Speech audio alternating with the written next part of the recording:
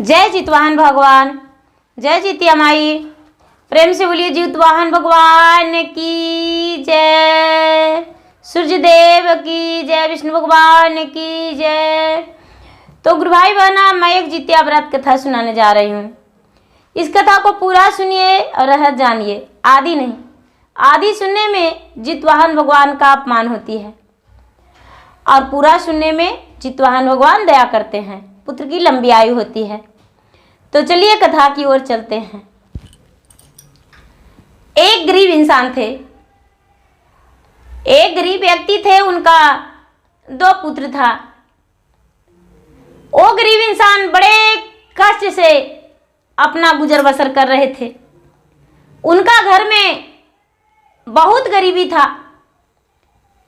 जहां तक के कि 2 वक्त का भोजन भी उनका सही से नहीं जुट पाता था और बड़े दुखी रहते थे। तो धीरे, और उनका 2 बच्चा भी था, 2 प्राणी अपने थे। तो कोई भी काम कह देता उन्हें करने के लिए तो कर लेते थे। कभी काम मिलता और कभी नहीं मिलता था। एक दिन का बात है कि उनका दोनों बच्चा बड़ा हो गया था कुछ, तो अपने माता से बोला, माता जी मैं अब बड़ा हो गया हूं, पिताजी के सर पे बोझ बन के रहता हूं, क्या बाहर जाऊं परदेश में, थोड़ी धन कमाएंगे तो घर में भी मदद मिलेगा और हम लोगों का भी सहारा बन जाएगा, अच्छा रहेगा, 2 पैसे का उन्नति कर लेंगे। माँ सोचती है कि हाँ, मेरा बेटा का जी भर के भोजन नहीं मिलता है, तब तो ऐसा सोच लिया। और माँ बोली, बेटा तुम अवश्य जा सकते हो, कोई बात नहीं बेटा, जा। माता ने क्या की कि एक कटोरी में दही शक्कर ली और बेटे का मुख में खिला दी।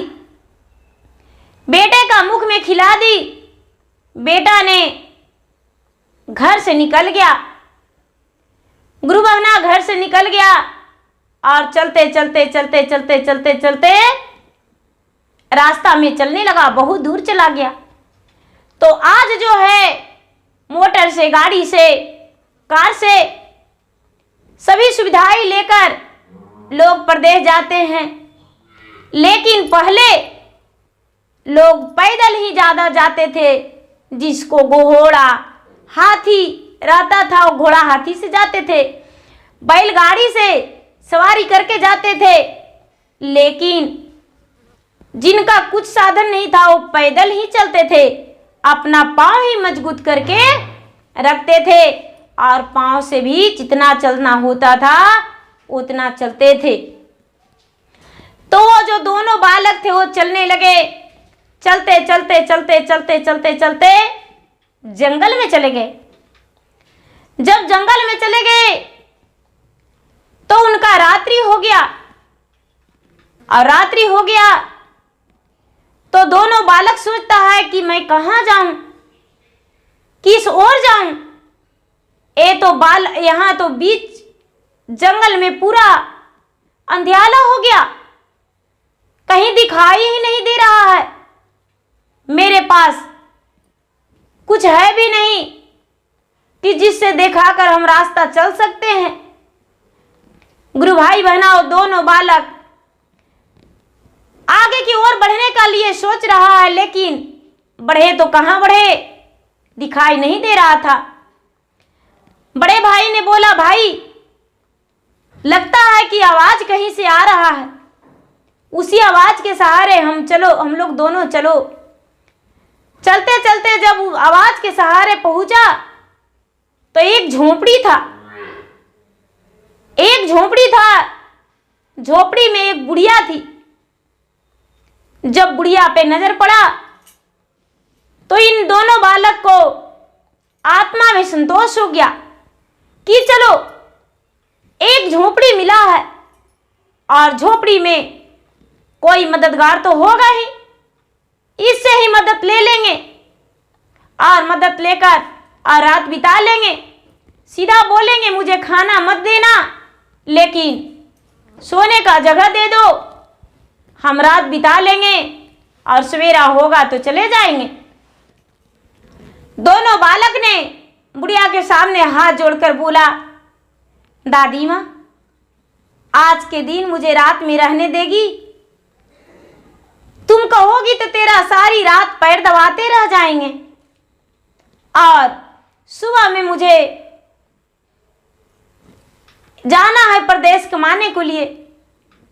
बुढ़िया दोनों बच्चे को देखकर लालायित हो गई और सोचती है कि अरे बड़ा सुंदर सुंदर बच्चा है, इसका कलेजा बहुत सुंदर होगा, लेकिन थोड़ा और बड़ा हो जाएगा तो इसका कलेजा मांस खाने में बहुत स्वाद लगेगा।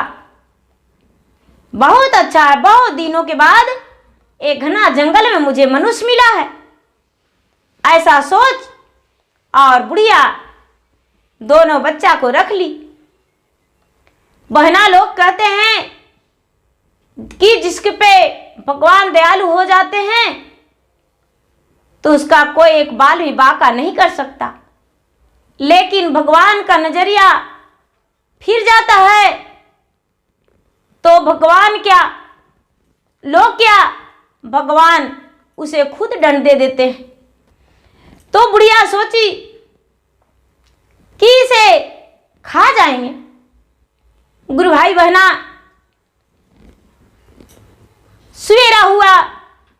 सवेरा हुआ तो बुढ़िया दोनों बालक के क्या की कि कूते, पालतू कूते बना के दरवाजा पे बांध दी अपना सीकड़ में करके। दोनों बच्चन को कूता बना के और बांध दी दरवाजा पे करके और चली गई जंगल में चली गई। अपन ना इधर उधर राक्षिनी थी, मांस मजीरा खाती थी और इधर उधर घूमती थी। गुरु भाई बहना, अब दोनों बालक जो था एक दूसरे से बात करता कि भाई माँ जो है घर में आस लगाई है, माँ कितना रोती कलपती होगी, माँ किस प्रकार से रहती होगी अपना घर में, आश्रय जोती होगी कि मेरा बेटा आएगा तो कुछ ना कुछ धन लेकर आएगा। लेकिन भाई मैं तो यहां फंस चुका हूं दोनों भाई, और इस बुढ़िया के चक्कर में ये तो बुढ़िया जादूगरनी निकली। अब मेरा प्राण कब चला जाएगा कोई पता नहीं। आपस में एक दूसरे से भाई बात करता हूँ करके अपना भाषा में। गुरु भाई बहना, बुढ़िया आती और शाम में बड़े प्रेम से भोजन कराती दोनों बच्चा को और प्रतिदिन वजन करती कि कितना वजन हुआ है तुम्हारा, जो ज्यादा वजन में आएगा उसको जल्दी से भोजन करेंगे। अब बुढ़िया भोजन कराती तो दोनों बच्चन को तो भोजन कर लेता, लेकिन दिन भर चिंता सताए रहता कि हे भगवान, मैं किस चंगुल में फंस चुका हूं, किस जगह पे फंस चुका हूं, ये तो मेरा प्राण ही हर लेगा, खा जाएगी और मेरा माँ जो है निसंतान बन के रहेगी। उसका तो और कोई नहीं, मेरे पिताजी हैं और मैं 2 भाई था प्रतिदिन, लेकिन दोनों भाई का चिंता से थोड़ा सा भी नहीं बढ़ता, वजन में नहीं बढ़ता था। प्रतिदिन बुढ़िया तौलती थी, करते गुरु भाई बहना बहुत दिन हो गया तो जितिया व्रत आया तो सारी माँ जो थी, सारी माँ जितिया व्रत के लिए नहाई खाई करने लगी। तो दोनों बच्चे की माँ सोचती है कि मेरा बेटा तो घर पे नहीं है, मैं जितिया व्रत कैसे करूं, मेरा पुत्र तो घर पे नहीं है और एक चिट्ठी एक संदेशा भी नहीं भेजा है। लेकिन उसके पिता ने बोले, उसके पड़ोसन बोले कि क्या आपके बेटा घर में नहीं है तो अपने पुत्र के लिए आप जितिया व्रत नहीं रखेंगे? आप जितिया व्रत रखेंगे। और माँ ने जितिया व्रत रखी, जितिया व्रत रखी और पूरे प्रेम से भावना से व्रत भगवान का पूरा की, नहाई खाई करके भगवान के भोग लगाई, सरगी करते समय भगवान का भोग लगाई और भोग लगा के भगवान से प्रार्थना की कि हे भगवान, मेरा बेटा कहीं भी हो, मैंने व्रत तो किया हूं लेकिन मेरा जी घबरा रहा है, मेरा पुत्र घर आ जाए भगवान। हे भगवान, मेरा पुत्र का जितना जल्दी आप घर ला दें, मेरा दिल बेचैन हो रहा है, दिल बैठा जा रहा है। मां आंसू गिराने लगी, सरगी देते समय मां आंसू गिराने लगी। भगवान, इसका आंसू का जो भगवान का भोग लग रहा था, भोग पे आंसू गिर गया। जब भोग पे आंसू गिर गया, जब भगवान जितवाहन भगवान भोजन करने आए उसके घर में, तो देखते हैं कि दही चूड़ा तो रखा हुआ है लेकिन उसमें मां का आंसू है। जब मां का आंसू भोग में गिरा है तो भगवान सोचते हैं कि आंसू कैसा है। भगवान का ध्यान आया कि अरे, इसका तो 2 बेटा है और दोनों बेटा इसका बेबस पड़ा है। इस गरीब व्यक्ति ने कितना मेहनत करके अपने बच्चे को पाला पोसा और वो तो एक राक्षिनी के चंगुल में फंस गया है। यदि उस चंगुल से बच्चा नहीं छूटेगा तो कोई मां व्रत नहीं रखेगी। अपने बच्चे के लिए, दीर्घायु के लिए मां व्रत रखती है और यदि व्रत पूरा नहीं होगा तो मां व्रत करना छोड़ देगी। और जितवाहन भगवान वहां से चल दिए और दोनों बच्चे का कुत्ता में देखकर गुस्से से अंगार हो गए। उनका आंखें बड़ा बड़ा हो गया, आंखें लाल हो गया, शरीर जैसे अग्नि से तपता है उसी तरह जित भगवान का शरीर तपने लगा। और बुढ़िया से बोले कि क्या तुम ये दोनों बालक को आजाद नहीं करेगी, घर नहीं जाने देगी? बुढ़िया कहती है कि तुम कौन हो, मेरे सामने आने का साहस कैसे किया, तुम मेरे सामने कैसे आ गया, तू कौन हो मुझे बता। जितवाहन भगवान बोले, मैं तुम्हारे जैसा एक राक्षिनी नहीं हूं, मैं मनुष्य हूं, लेकिन बताई दोनों बच्चे को छोड़ेगी या नहीं? बुढ़िया बोली, ज्यादा बोलेगे तो तुम्हें खा जाएंगे। जितवाहन भगवान बोले,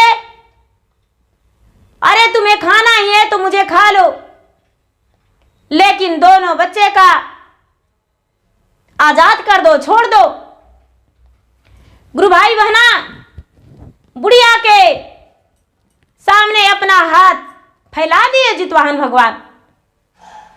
जब जितवाहन भगवान बुढ़िया के सामने हाथ फैला दिए और बुढ़िया जो राक्षिनी बुढ़िया ने जितवाहन भगवान को खाने के लिए हाथ में मुंह लगाई तो बुढ़िया का मुंह फटा के फटा रह गया। और जो बुढ़िया थी, बुढ़िया जैसे कि उसका मुंह में जहर का प्याला पड़ गया, उसी तरह बुढ़िया का मुंह में जहर का प्याला पड़ गया और बुढ़िया इस दुनिया से चल बसी। गुरु भाई बहना, जब बुढ़िया इस दुनिया से चल बसी, उसका प्राण दंड मिल गया। जितवाहन भगवान ने दोनों बालक का मनुष्य के रूप में बदल दिए। उनका गले का सीकड़ खुल गया, बांधा हुआ पांव रस्सी खुल गया। जितवाहन भगवान ने दोनों बालक को थोड़ा थोड़ा पैसे दिए और बोले कि बच्चा तू घर चला जा, तेरी मां जो है तुम्हें याद कर रही है। गुरु भाई बहना, दोनों बालक पैसा लेकर और वहां से दौड़ता दौड़ता दौड़ता दौड़ता दौड़ता दौड़ता चल दिया। उपवास के दिन, जिस दिन माँ उपवास रहती है, शाम का समय था, रात्रि हो चुका था। दोनों बालक द्वार लगा, दरवाजा खटखटाया।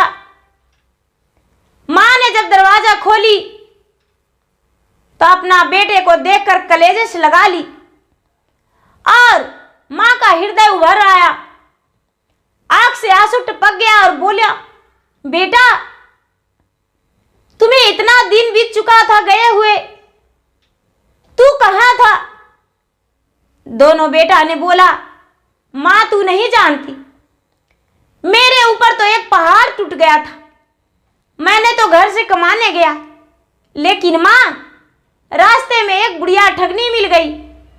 उन्होंने मुझे अपने द्वार के कूते बनाकर और सीकड़ में बांध के रखती थी, लेकिन पता नहीं आज कोई अचानक एक व्यक्ति गए माँ और जाकर और मुझे वहां से छुड़ाए, उस बुढ़िया को प्राण दंड दे दिए और मुझे कुछ रुपये भी दिए हैं।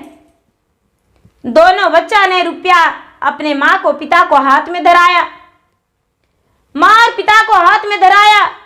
माँ ने रुपया देखकर, उसके पिता ने रुपया देखकर बड़े प्रसन्न हो गए और रुपया गिनने लगे तो कहते हैं कि आज तक तो इतना रुपया मैंने तो कमाया ही नहीं था, जितना रुपया दोनों बच्चों ने लेकर आया है।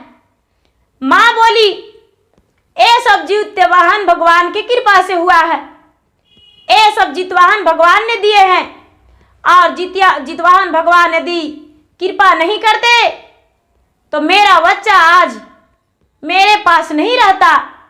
हम जितिया व्रत किए, इसी कारण मेरा पुत्र आज वापस घर आ गया और मेरा बच्चा का शरीर से संकट दूर हो गया। आज यदि जितिया व्रत नहीं करते तो मेरा पुत्र का संकट दूर नहीं होता।